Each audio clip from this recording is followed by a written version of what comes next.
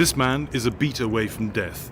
The machine is doing the work of his damaged heart while he waits for a transplant. He's risking Athenian pollution to stand up for a lifesaver who's being pensioned off. Another protester is Kostas Gribilas, now looking remarkably healthy. He became famous last year after receiving the heart of a young Australian beaten to death on the island of Mykonos.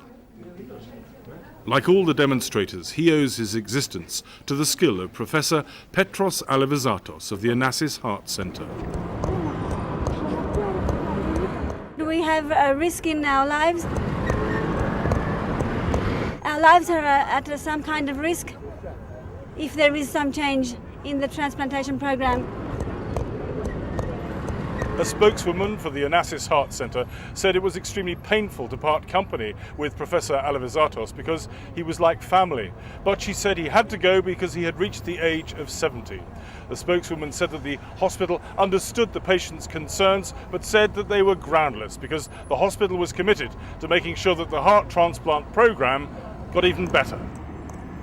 We're really the country with the least donation, rate in Europe. This is the professor speaking a year ago.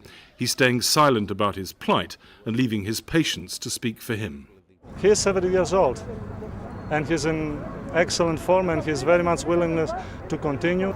We have no objection for somebody new to come, but this new person has to have at least the experience of Mr. Alivazatos. Otherwise, it doesn't make sense. We don't have the know-how, and this simply will reflect in more deaths. The protest may have had an impact because the hospital is understood to be considering a compromise.